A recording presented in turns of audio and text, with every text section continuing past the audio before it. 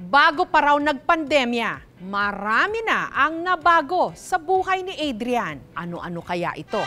Heartthrob si Adrian ng basketball court. Marami pong nag-cheer po sa akin.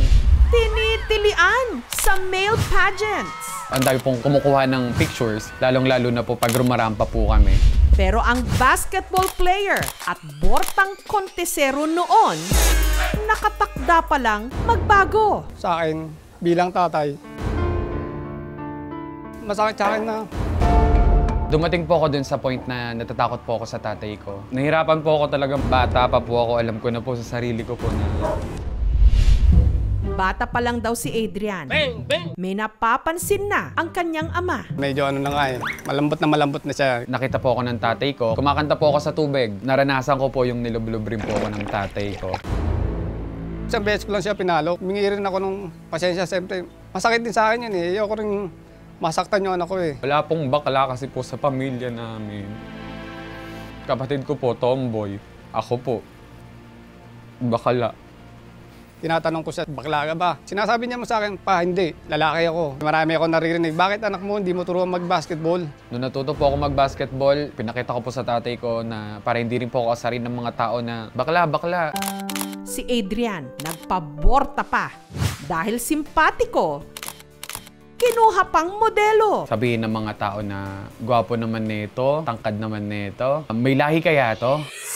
Nagkaroon din daw siya ng mga girlfriend. Naging chick boy din po ako. Nagustuhan ko sa kanya is magaling siya sumayaw. Nagsisend siya sa akin ng message. Inaayos-ayos niya yung hair ko.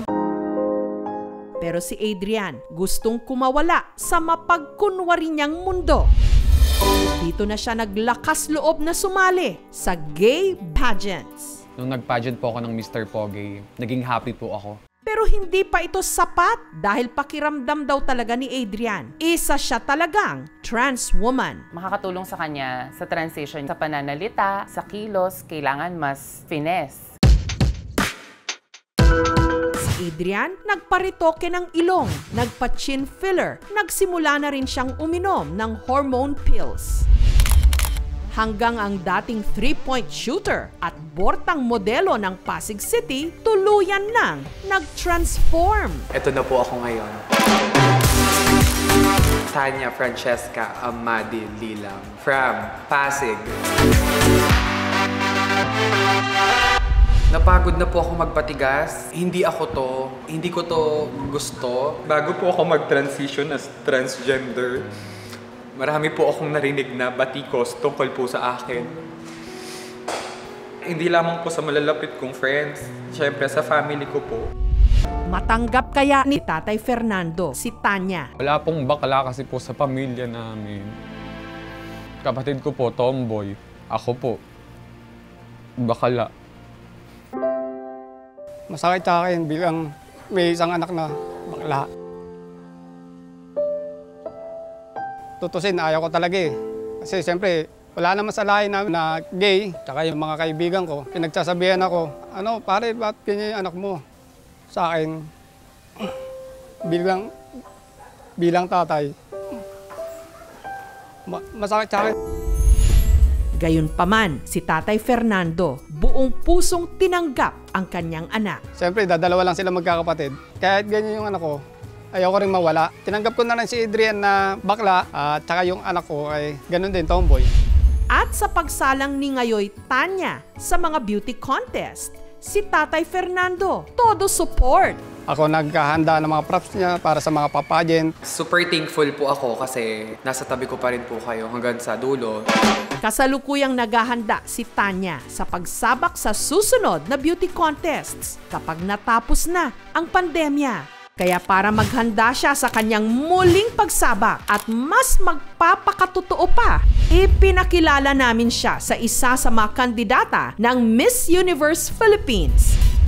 Walang iba kundi si Alexandra Abdon, ang pasabog na Miss Manila. Hi! Wait, take two, sorry game. Magandang araw, Universe! Ako to, ang inyong Miss Universe Philippines 2020 mula sa Manila at ngayon pupuntahan natin si Tanya. Hello! Pwede po mag-shoutout?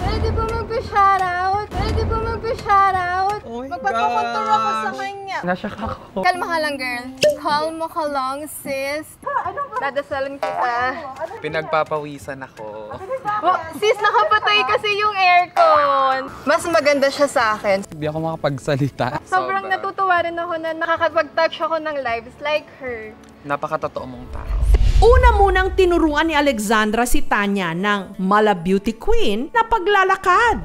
Ramdamin mo na ikaw yung pinakamagandang babae na nandito. Kabugin mo silang lahat. Tutok mo sa 1 o'clock, tapos i-bend mo siya ganyan para lumabas yung kurba mo dites.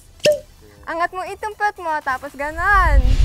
Sana all can pilantik the balakang. Hindi ako marunong, wala akong ganyan, girl. Ang sexy mo naman lumahat.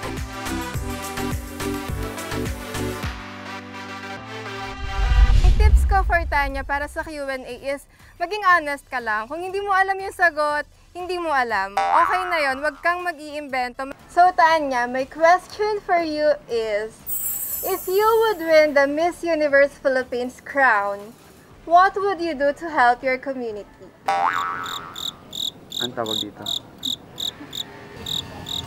Sige, okay. As an SK Kagawad, malaking bagay yun para makatulong ako, hindi lamang po sa kabataan po ng aking barangay at ng buong mundo. So Tanya, meron ko bang question para kay Miss Manila? Naku girl, ayusin yung mga tanong mo ha. Para sa'yo, ano ang phenomenal woman? Wait, kailangan kong huminga. Phenomenal woman for me is someone who can inspire the young dreamers because this phenomenal woman is once a young dreamer at ngayon ay nagiging inspirasyon ng mga nangangarap. Thank you! May nanalo na. Oops, sorry. Thank you so much, Miss Manila. Makailang ulit man tayong magbago at magpakatotoo, ang mga tunay na nagmamahal sa atin, tatanggapin tayo ng buong buo.